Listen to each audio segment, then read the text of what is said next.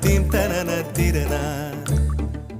நடந்தால் ஆறு எழுந்தால் அருவி நின்றால் கடலல்லோ, சமைந்தால் குமரி மணந்தால் மனைவி பெற்றால் தாயல்லோ.